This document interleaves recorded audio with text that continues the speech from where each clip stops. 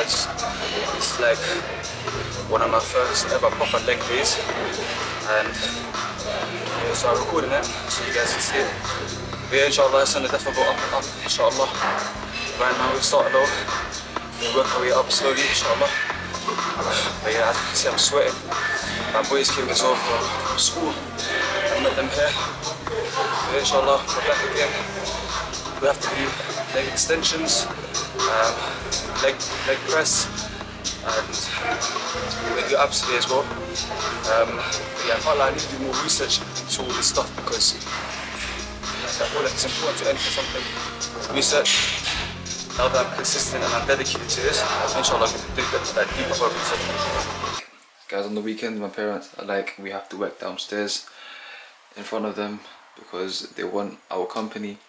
So I'm headed downstairs right now for that very reason.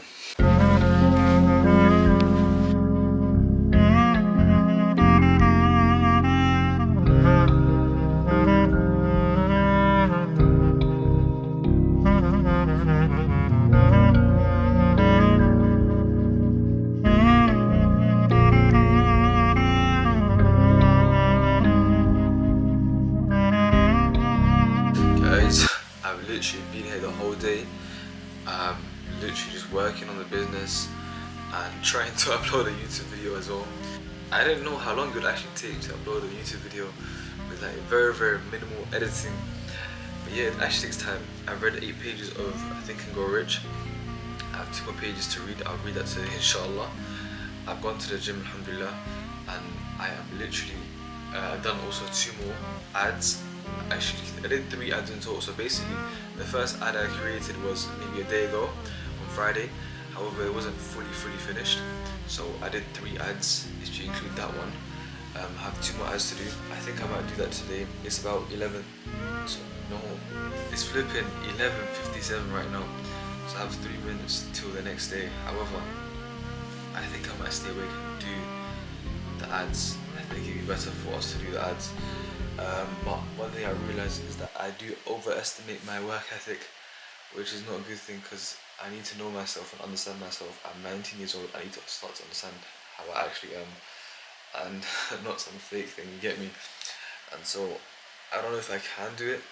I'll try to do it, inshallah, but that's the aim. So I need to create 2 more ads for the Shopify website. I need to upload some reviews, and I need to also, just for the pricing out, and connect the pixel. I've said this a lot of times. However, I need to do it, man. أولم يروا إلى الطير فوقهم صافات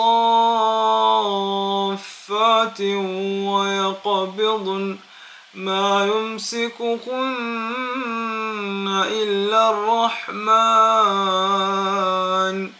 إنه بكل شيء بصير. I'm tired, however, it is 12:30 AM. Yes, AM. It's the 14th of July now, which is a Sunday, and I just finished reading Surah Mulk, and I was on the last ayah of Surah Mulk, and I was reading the translation, and let me read the translation to you guys. قل أرأيتم من أصبح ماؤكم غورا فمن يأتيكم بماء معين. The translation is, say, tell me, should your water vanish into the earth, who will bring you a flowing stream of water? So Allah subhanahu wa ta'ala is asking us, if the water was to sink into the ground, who could bring you flowing water? Now I used to think that this water was the rainwater, as in the rain would pour, it would go into the ground and the ground would absorb it, and as usual evaporation would take place. But in this scenario, Allah subhanahu wa ta'ala is saying that there would be no evaporation basically, and that Allah will stop evaporation and stop that whole process so that you can no longer access water. And that's supposed to tell us that Allah subhanahu wa ta'ala is in total control of water. That makes sense, if that makes sense. But I think I was thinking of this the whole time incorrectly, because I just did some basic research right now because I was just thinking about this ayah because I didn't fully understand it, and I came across this article by Emily Herman and Enrique Prunes on WWF's website. I'll show you guys right now. It is about groundwater. So I was looking into it, and groundwater, which is the water found underground in the cracks and spaces in soil, sand and rock, is held in aquifers, permeable water bearing rock or sediment, and can be extracted through wells or bubbles up naturally through a spring or a discharge into lakes, or is discharged into lakes or streams. So guys, that is literally the article that I was reading, and the reason why I was reading this article is because I wanted to understand the ayah better, and I thought let me just look into groundwater, because I never knew. I knew obviously of the idea of what groundwater was, but I never thought of it like that. So when I was looking into groundwater, I first understood that groundwater are like massive permeable rocks that have water stored in it or something like that. Aquifers basically. And I was looking into it. Aquifers, the only way we get water through aquifers is if a person detects the water and then digs a well to get that source of water. That's one way. Or then the second way is when it bubbles up naturally to the surface and enters into streams or rivers. Well, yeah, that's what it is, bro. So just them two ways that we can access aquifers. However, I'm trying to understand the ayah of the Quran, and in the ayah it says غير, and غير in this context means sinking, and sinking I think refers to not the sinking of the rain into the ground, but rather the sinking of the aquifers into the earth, if that makes sense. Now, you have to understand aquifers, the only way we can access it is from them two ways.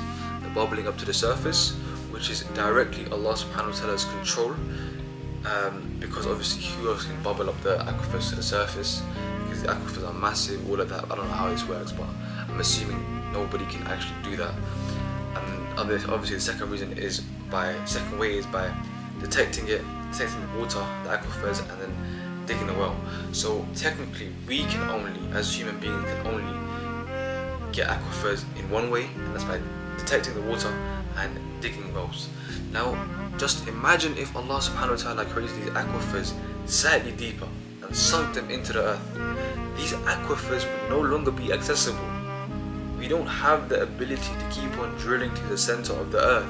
We don't have that. We don't have that ability. We don't have the tools. We will never get the tools for that, because it's very, very hot in the center of the earth. From my understanding of this ayah now, I think it means that if the aquifers were to sink deep enough into the earth, we would no longer be able to reach the aquifers by making wells, because it would no longer be possible. Because at a certain point, our tools, everything is no longer a viable option since the earth is too hot for us to even access. That makes sense. You get it? So my point is, I think that's what the ayah means. I think the ayah is referring to aquifers, and how if they were to sink, we would no longer have access to it.